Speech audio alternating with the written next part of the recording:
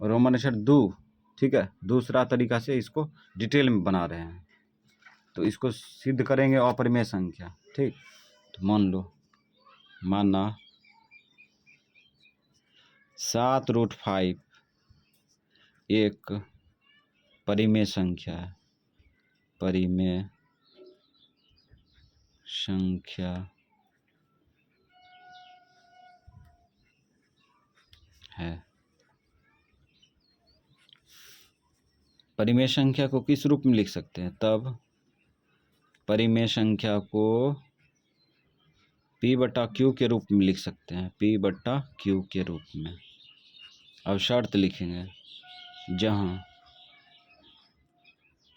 P, Q सह-अभाज्य संख्या है, सह-अभाज्य संख्या, भाज्य संख्या है, कमा Q बराबर नहीं है 0, ठीक।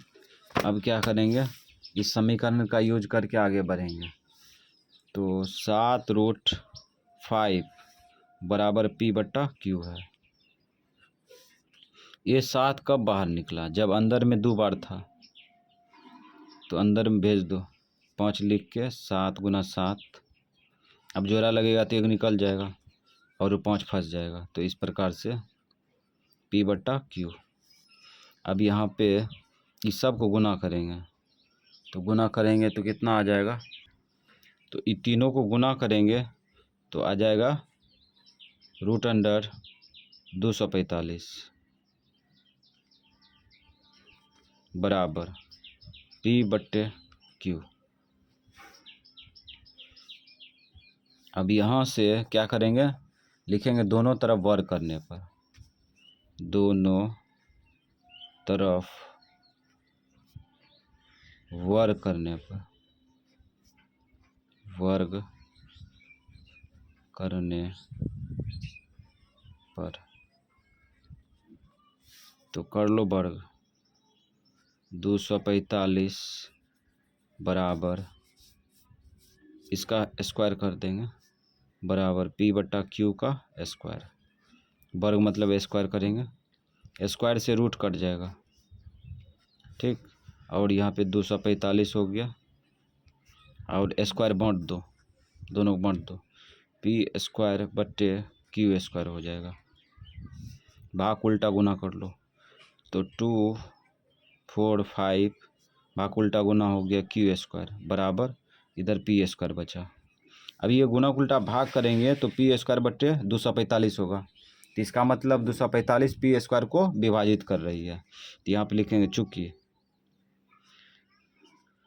245 P² को विभाजित करती है, अकेला को भी विभाजित करेगा, स्क्वायर को विभाजित करेगा तो अकेला को भी विभाजित करेगा। इसीलिए लिखेंगे 245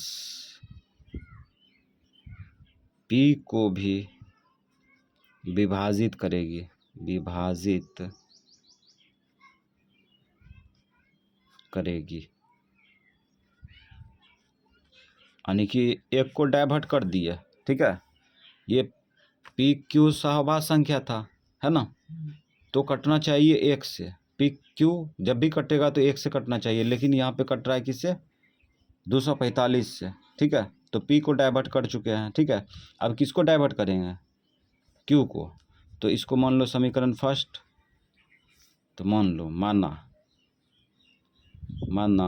P बराबर, जब भी मानेंगे तो यहीं से मानेंगे, P बराबर 245 के मानेंगे, 245 के, काहे कि 245 के पर काम चल रहा है, ठीक। 245, अब यहाँ लिखेंगे दोनों तरफ वर्ग करने पर, दोनों तरफ वर्ग करने पर, वर्ग करने पर, कर लो वर्ग, तो P पर स्क्वायर लगेगा, इधर हो जाएगा 245 के पर स्क्वायर।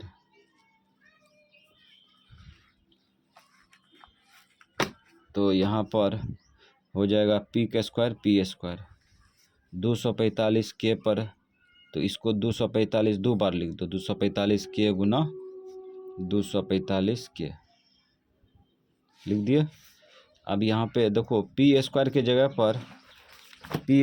जगह पर बायां पक्ष में देखो यहाँ पे दिया है 245 गुना क्यू स्क्वायर, तो लिख सकते हैं यहाँ पे लिख दो 245 गुना क्यू स्क्वायर लिख दिए बराबर, यहाँ हो जाएगा 245 के गुना 245 के।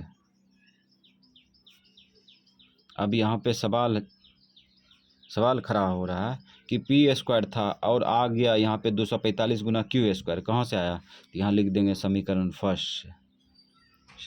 फर्स्ट से आया,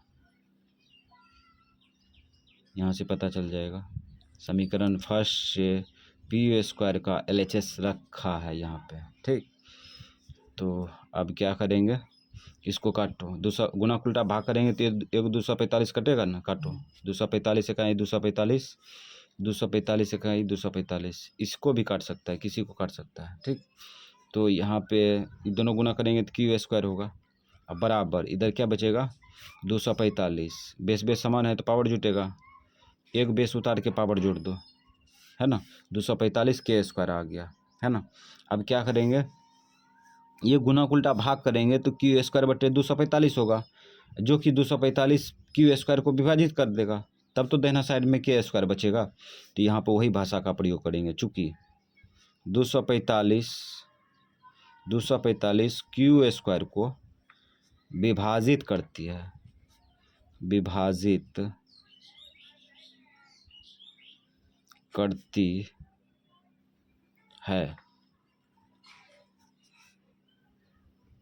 इसीलिए 245 अकेला को भी विभाजित करेगी, 245 क्यू को भी विभाजित करेगी,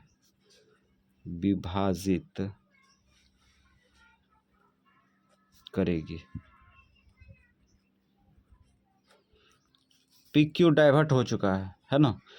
पी क्यू का उभयनिष्ठ गुणनखंड 1 होगा, लेकिन 1 के अलावा 245 भी आ गया, जिसके वजह से पी क्यू कट रहा है। तो इसका मतलब जो है बायां पक्ष में अपरिमेय संख्या है, जिसके वजह से पी क्यू डाइवर्ट हो गया, ठीक। यहाँ पे लिखेंगे चूँकि 1 के अलावा शॉर्टकट लिखने का तरीका, चूँकि 1 के अलावा उभयनिष्ठ गुणनखंड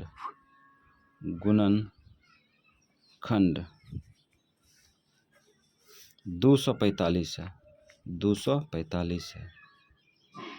इसलिए 7√5 एक अपरिमेय संख्या है, प्रूव्ड, PROVED।